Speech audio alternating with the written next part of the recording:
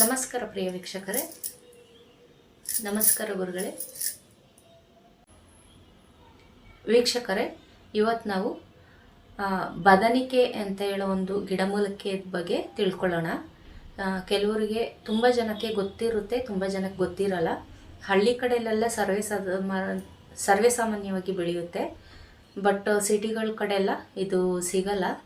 So ಇವತ್ತು ಬದನಿಕೆ ಅಂತ ಹೇಳಿದ್ರೆ ಏನು, ಅದು ಹೇಗೆ ಬೆಳೆಯುತ್ತೆ ಅಂತ ಕೇಳೋಣ, ಗುರುಗಳ ಹತ್ರ ಕೇಳಿ ತಿಳ್ಕೊಳ್ಳೋಣ ಬನ್ನಿ.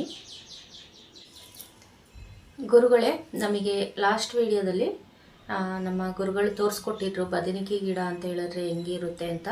ಒಂದು ಮರದ ಮೇಲೆ ಬೆಳೆದಿರುತ್ತೆ, ಅದಕ್ಕೆ ಭೂಮಿ ಆಧಾರ ಏನು ತಗೊಂಡಿರಲ್ಲ, ಮರದ ಮೇಲೇ ಬೇರು ಬಿಟ್ಟು ಬೆಳೆದಿದೆ.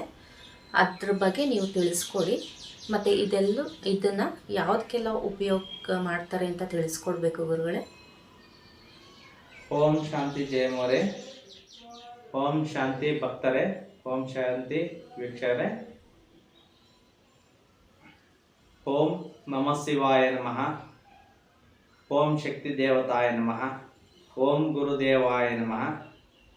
ಓಂ ಆದಿಶೇಷ ಶಕ್ತಿ ನಾಗರಾಜ ಸ್ವಾಮಿ ಗುರುದೇವಾಯ ನಮೋ ನಮಃ. ಓಂ ಶಾಂತಿ, ಓಂ ಶಾಂತಿ, ಓಂ ಶಾಂತಿ. ಜಯ ಮೋರೆ. ಗುರುಕುಲದ ಹೆಸರು ಓಂ ಶ್ರೀ ಶಕ್ತಿ ಮಹಾತ್ಮೆ ಜ್ಞಾನ ಮಂದಿರ ಗುರುಕುಲ. ನಮ್ಮ ಗುರುಗಳಾದ ಅವರ ಹೆಸರು ಓಂ ಆದಿಶೇಷ ಶಕ್ತಿ ನಾಗರಾಜ ಸ್ವಾಮಿ ಗುರುಗಳು ಅಂತ.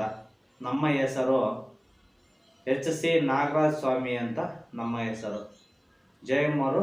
ಜಯಮ್ಮವ್ರಿಗೆ ಧನ್ಯವಾದಗಳು ತಿಳಿಸೋಣ. ಒಳ್ಳೆ ಇವತ್ತು ಒಂದು ವಿಚಾರ ಕೇಳ್ತಾ ಇದ್ದಾರೆ. ತುಂಬ ಅದ್ಭುತವಾದ ಮಾತು ಇದು. ಒಂದು ಗಿಡ ಮೂಲಿಕೆ ಬಗ್ಗೆ ಇವತ್ತು ಕೇಳ್ತಾ ಇದ್ದಾರೆ, ಆದರೆ ಇದು ತುಂಬ ರಹಸ್ಯವಾಗಿರುತ್ತೆ. ಈ ವಿಚಾರನೇ ತುಂಬ ರಹಸ್ಯವಾಗಿರುತ್ತೆ. ಏನಪ್ಪ ರಹಸ್ಯ ಅಂದರೆ, ಗಿಡಮೂಲಿಕೆಯಲ್ಲಿ ಯಾವುದ್ಯಾವುದು ಥರ ಯಾವ್ಯಾವ ಗಿಡದಲ್ಲಿ ಏನೇನು ಬದನೆ ಅಂತ ಹೇಳ್ತಾರೆ, ಮತ್ತು ಮಲ್ಲೆ ಅಂತ ಹೇಳ್ತಾರೆ. ಮರದಲ್ಲಿ ಮಲ್ಲೆ ಬಂದಿದೆ ಅಂತ ಹೇಳ್ತಾರೆ, ಇಲ್ಲ ಬದನೆ ಬಂದಿದೆ ಅಂತ ಹೇಳ್ತಾರೆ. ಆದರೆ ನಾವು ತಿಳಿಸ್ಕೊಡ್ತಾ ಇರೋದು ಬದನೆ ಅಂತ. ಯಾವ್ಯಾವ ಮರದಲ್ಲಿ ಯಾವ ಥರ ಬದನೆ ಬಂದರೆ ಅದಕ್ಕೆಲ್ಲ ಏನೆಲ್ಲ ಪ್ರಯೋಜನಗಳು ಬರ್ತವೆ, ಮತ್ತು ಏನೆಲ್ಲ ಪ್ರಯೋಜನಗಳು ಇರುತ್ತವೆ, ಮತ್ತು ಏನೆಲ್ಲ ಅನುಕೂಲ ಆಗ್ತದೆ ಅಂತ ತಿಳಿಸ್ಕೊಡಿ ಅಂತ ಹೇಳ್ಬಿಟ್ಟು ಇವತ್ತು ಜಯಮ್ ಅವರು ಕೇಳ್ತಾ ಇದ್ದಾರೆ. ಅದಕ್ಕೆ ತಿಳಿಸ್ಕೊಡ್ತೀನಿ.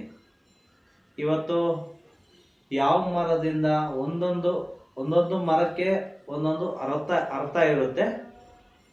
ಒಂದೊಂದು ಮರದಲ್ಲಿ ಬದನೆ ಬಂದಿದ್ರೆ ಒಂಥರ ಮರಕ್ಕೆ ಒಂಥರ ಅವಕಾಶ ಇರುತ್ತೆ. ಯಾಕಂದರೆ ಆ ಗಿಡಮೂಲಿಕೆಗಳಲ್ಲಿ ದೇವರುಗಳಿರ್ತಾರೆ. ಒಂದೊಂದು ಗಿಡಮೂಲಿಕೆಗೆ ಒಂದು ಥರ ದೇವರು ಇರ್ತಾರೆ. ಏನೆಲ್ಲ ಪ್ರಯೋಜನಕ್ಕೆ ಬರ್ತದೆ ಅಂದರೆ ಇದು ತುಂಬ ಸಸ್ಪೆನ್ಸ್ ಆಗಿರ್ತದೆ. ಆದರೆ ಇವತ್ತು ಯೂಟ್ಯೂಬಲ್ಲಿ ಗುರುಗಳು ಹೇಳಿದ್ದಾರೆ, ಜಯಮ್ಮವ್ರಿಗೆ ಸ್ವಲ್ಪ ತಿಳಿಸ್ಕೊಡು ನಾಗರಾಜ ಸ್ವಾಮಿ ಅಂತ. ಅದಕ್ಕೋಸ್ಕರ ತಿಳಿಸ್ಕೊಡ್ತಾ ಇದ್ದೀನಿ. ನಮ್ಮ ಗುರುಗಳು ಪ್ರತಿ ಗಿಡಕ್ಕೂ ಹೋಗಿ, ಮತ್ತು ಕಾಡಲ್ಲೆಲ್ಲ ಹೋಗಿ ಗುರುಗಳು ನಾವು ಹುಡುಕಿ ಯಾವ ಗಿಡದಲ್ಲಿ ಬದನೆ ಬಂದರೆ ಏನು ಪ್ರಯೋಜನಕ್ಕೆ ಬರ್ತದೆ ಅಂತ ಹೇಳ್ಬಿಟ್ಟು ಸಂಶೋಧನೆ ಮಾಡಿದ್ದಾರೆ. ನಮ್ಮ ಗುರುಗಳು ಸಂಶೋಧನೆ ಅಂದರೆ ಯಾವ ಥರ ಅಂದರೆ, ಒಂದೊಂದು ಗಿಡಕ್ಕೂ ಅದು ಏನು ಅರ್ಥ ಅಂತ ತಿಳಿಸ್ಕೊಂಡು, ಅದಕ್ಕೆ ಆ ಗಿಡದಲ್ಲಿ ಯಾವ ದೇವರು ಇರ್ತಾರೆ, ಅದನ್ನು ಯಾವ ಥರ ಬಳಸ್ಕೊಂಡ್ರೆ ನಮ್ಗೆ ಒಳ್ಳೇದಾಗುತ್ತೆ ಅಂತ ತಿಳಿಸ್ಕೊಟ್ಟಿದ್ದಾರೆ. ಮತ್ತು ಎಲ್ಲ ಗಿಡಗಳು 101 ಗಿಡ ಬದನೆ ತಗೊಂಡು ಮಿಕ್ಸ್ ಮಾಡಿಬಿಟ್ಟು, ಮತ್ತು ತಾಯ್ತಿಗಿರ್ಬೋದು, ಮತ್ತು ಬಳೆಗಾಗಿರ್ಬೋದು, ಬಳೆ ಅಂದರೆ ಕೈ ಬಳೆಗೆ ಹಾಕ್ಕೊತೀವಲ್ಲ, ಇದು ತಾಯ್ತೆ ಬಳೆ ಹಾಕ್ಕೊತೀವಲ್ಲ ಅದಕ್ಕೆ, ಮತ್ತು ರೇಖೆಗಳೆಲ್ಲ ತುಂಬಿಟ್ಟು ಅದಕ್ಕೆ ಹಾಕಿದ್ರೆ ಒಳ್ಳೆಯದಾಗುತ್ತೆ. ಆದರೆ ಇನ್ನು ಇಂಪಾರ್ಟೆಂಟ್ ಗಿಡಗಳು ಇರ್ತದೆ. ಇವತ್ತು ಒಂದು ಗಿಡದ ಬಗ್ಗೆ ಮಾತ್ರ ತಿಳಿಸ್ಕೊಡ್ತೀನಿ, ನೆಕ್ಸ್ಟು ನಂತರ ಗಿಡಗಳ ಬಗ್ಗೆ ತಿಳಿಸ್ಕೊಡ್ತೀನಿ. ಸ್ಟಾರ್ಟಿಂಗು ಇವತ್ತು ಯಾವ ಗಿಡ ಅಂದರೆ ಎಕ್ಕದ ಗಿಡ ಬಗ್ಗೆ ತಿಳಿಸ್ಕೊಡೋಣ. ಎಕ್ಕದ ಗಿಡದಲ್ಲಿ ಬದನೆ ಬಂದಿದ್ರೆ ಏನಪ್ಪ ವಿಶೇಷ ಅಂದರೆ ಅದಕ್ಕೆ ಸುಮಾರು 21 ವರ್ಷ ವಯಸ್ಸಾಗಿರ್ಬೇಕು ಆ ಬೆಳೆ ಎಕ್ಕದ ಗಿಡಕ್ಕೆ, ಇಲ್ಲ ಅಂದರೆ ಅದಕ್ಕಿಂತ ಮೇಲ್ಪಟ್ಟಾಗಿದ್ರೂ ಪರವಾಗಿಲ್ಲ. ಅದರಲ್ಲಿ ಒಂದು ಬೇರಲ್ಲಿ ಗಣಪತಿ ಉತ್ಪತ್ತಿ ಆಗಿರ್ತಾರೆ. ಆದರೆ ಇನ್ನು ಒಂದು 2 ವರ್ಷ 3 ವರ್ಷ 4 ವರ್ಷಕ್ಕೆ ಅಂತ ಮರದಲ್ಲೇ ಬದನೆ ಬಂದಿರುತ್ತೆ. ಅದೆಲ್ಲ ತಾಯ್ತಿಗಳಿಗೆ ಆಗುತ್ತೆ, ತಾಯ್ತಿಗೆ ಹಾಕ್ಬೋದು. ಆದರೆ ಅದನ್ನೇ ಕೆಲವು ನಿಯಮಗಳಿರ್ತದೆ. ಗುರುಗಳಾದ ಅಂಥವ್ರನ್ನ ಕರ್ಕೊಂಡೋಗಿ ಒಂದಿನ ಪೂಜೆ ಕಾರ್ಯಕ್ರಮಗಳು ಯಾವ ಥರ ಪೂಜೆ ಮಾಡಬೇಕು ಅಂತ ಗಣಪತಿ ಹೋಮ ಮತ್ತು ಗಣಪತಿ ಮಂತ್ರ ಹೇಳ್ಬಿಟ್ಟು ಮತ್ತು ಪ್ರಾಣ ಕೊಟ್ಬಿಟ್ಟು ಬರಬೇಕು.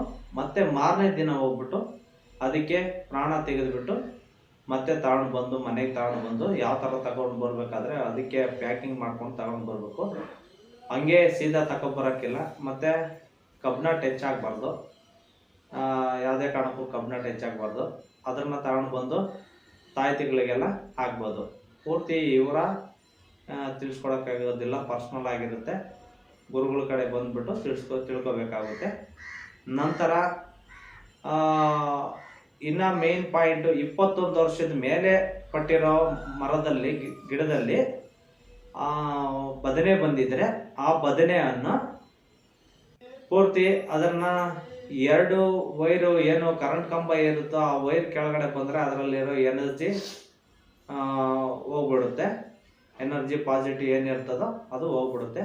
ಆದರೆ ಹೋಗ್ಬಾರ್ದು ಅಂತ ಅದಕ್ಕೆ ಒಂದು ನಿಯಮ ಪದ್ಧತಿ ಭಕ್ತಿಯಿಂದ ಕೆಲವು ಪ್ಯಾಕಿಂಗ್ ಮಾಡಿಬಿಟ್ಟು ಮತ್ತು ದಾರ ಯಾವ ಥರ ದಾರ ಎಲ್ಲ ಇರುತ್ತೆ ಅದು ತಗೊಂಡು ಪ್ಯಾಕಿಂಗ್ ಮಾಡ್ಕೊಂಡು ಬಂದು ಒಂದು ದೇವಸ್ಥಾನ ಇದ್ದರೆ ಗಣಪತಿ ದೇವಸ್ಥಾನ ಇದ್ದರೆ ಗಣಪತಿ ದೇವಸ್ಥಾನದಲ್ಲಿ ಇಡ್ಬೋದು. ಮತ್ತು ಬೇರೆ ಬೇರೆ ಯಾವುದೇ ಥರ ದೇವಸ್ಥಾನ ಇದ್ದರೂ ದೇವಸ್ಥಾನದಲ್ಲಿ ಇಟ್ಟು ಹೋಮ ಎಲ್ಲ ಮಾಡ್ಬೋದು, ಹೋಮ ಯಜ್ಞ ಎಲ್ಲ ಮಾಡ್ಬೋದು.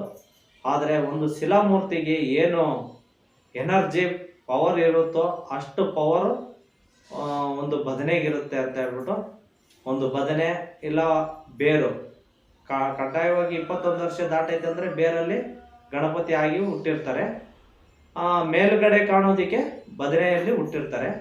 ಅದನ್ನು ತಗೊಂಡು ಬಂದು ಮನೆಯಲ್ಲಿ ಇಟ್ಕೊಂಡು ಪೂಜೆ ಮಾಡಿದ್ರೆ ಗಣಪತಿ ಶಾಂತಿ ಹೋಮ ಈ ಥರ ಎಲ್ಲ ಮಾಡಿದ್ರೆ ನಿಮ್ಮ ಮನೆಯಲ್ಲಿ ಶಿಲಾಮೂರ್ತಿ ಇದ್ದರೆ ಎಷ್ಟು ಪವರ್ಫುಲ್ಲು ಅದೇ ಥರ ಬದನೆಗೂ ಅಷ್ಟೇ ಪವರ್ ಇರುತ್ತೆ.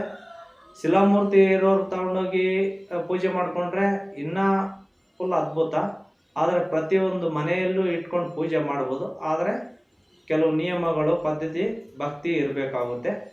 ಅಲ್ಲೆಲ್ಲ ಎಲ್ಲ ಒಂದೇ ಕಡೆ ಮಲಗೋ ಕಡೆ ಇಲ್ಲ ಒಂದೇ ಕಡೆ ಇರೋ ಜಾಗದಲ್ಲಿ ಇಡಬಾರ್ದು. ದೇವ್ರ ರೂಮಲ್ಲಿ ಇಟ್ಕೊಂಡು ಪೂಜೆ ಮಾಡಬೇಕು. ಪೂಜೆ ಮಾಡಿದ್ರೆ ಗಣಪತಿಗೆ ಸಾಕ್ಷಾತ್ ಗಣಪತಿಗೆ ಹೆಂಗೆ ಪೂಜೆ ಮಾಡ್ತಾರೋ ಅದೇ ಥರ ಗಣಪತಿನೇ ನಿಮ್ಮ ಮನೆಯಲ್ಲಿ ಇದ್ದಾರೆ ಅಂತ ಹೇಳ್ಬಿಟ್ಟು ಪೂಜೆ ಮಾಡ್ಕೊಳ್ಳಿ.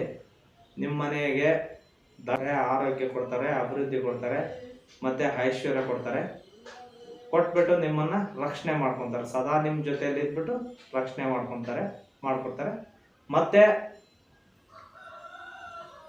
ಇವತ್ತು ಜಯಮ್ಮವರು ಈ ವಿಚಾರದ ಬಗ್ಗೆ ತಿಳಿಸ್ಕೊಡಿದ್ದಕ್ಕೆ ಜಯಮ್ಮವರೇ ನಿಮಗೆ ಧನ್ಯವಾದಗಳು. ಮತ್ತು ಎಲ್ಲರಿಗೂ ಧನ್ಯವಾದಗಳು. ಇವತ್ತು ಒಳ್ಳೆ ಪ್ರಶ್ನೆ ಇದು ಅಂದರೆ ಗಿಡಮೂಲಿಕೆ ಬಗ್ಗೆ ಸಸ್ಪೆನ್ಸ್ ಅಂದರೆ ಸಸ್ಪೆನ್ಸ್ ಆಗಿರುತ್ತೆ. ಆದರೆ ನಾರ್ಮಲಾಗಿ ಹೇಳಿದ್ದೀನಿ. ಆದರೆ ಈ ಪೂರ್ತಿ ವಿಚಾರ ತಿಳ್ಕೊಬೇಕಾದ್ರೆ ಗುರುಗಳ ಕಡೆ ಬಂದುಬಿಟ್ಟು ಕರ್ಕೊಂಡೋಗಿ ಅದನ್ನು ಯಾವ ಥರ ತಗೋಬೇಕು ಅಂತ ತಗೊಂಡೋಗಿ ನಿಮ್ಮ ಮನೇಲಿ ಇಟ್ಕೊಂಡು ಪೂಜೆ ಮಾಡ್ಬೋದು. ನಿಮ್ಗೆ ತುಂಬ ಒಳ್ಳೆಯದಾಗುತ್ತೆ ಅಂತ ತಿಳಿಸ್ಕೊಡ್ತಾ ಇದ್ದೀನಿ. ಈ ಮಾತು ಕೇಳಿದ್ದಕ್ಕೆ ಜಯಮ್ಮವ್ರಿಗೆ ಧನ್ಯವಾದಗಳು. ಎಲ್ಲರಿಗೂ ಒಳ್ಳೆಯದಾಗಲಿ. ಓಂ ಶಾಂತಿ, ಓಂ ಶಾಂತಿ, ಓಂ ಶಾಂತಿ ಜಯಮ್ಮರೇ, ಓಂ ಶಾಂತಿ ಭಕ್ತರೇ, ವೀಕ್ಷಕರೇ, ಓಂ ಶಾಂತಿ. ನೋಡಿದ್ರಲ್ಲ ವೀಕ್ಷಕರೇ, ಬದನಿಕೆ ಗಿಡದ ಬಗ್ಗೆ ನಿಮಗೆ ಸವಿವರವಾಗಿ ಗುರುಗಳು ತಿಳಿಸ್ಕೊಟ್ಟಿದ್ದಾರೆ. ಇನ್ನೂ ಹೆಚ್ಚಿನ ಮಾಹಿತಿಗಾಗಿ ನಮ್ಮ ಯೂಟ್ಯೂಬ್ ಚಾನಲ್ನ ನೀವು ಸಬ್ಸ್ಕ್ರೈಬ್ ಮಾಡ್ಕೊಳ್ಳಿ. ನಿಮ್ಗೆ ಏನಾದ್ರು ಡೌಟ್ ಇದ್ದರೆ ಕಾಮೆಂಟ್ ಬಾಕ್ಸಲ್ಲಿ ತಿಳಿಸಿ. ಮುಂದಿನ ವಿಡಿಯೋದಲ್ಲಿ ಸಿಗುವವರೆಗೂ ಧನ್ಯವಾದ.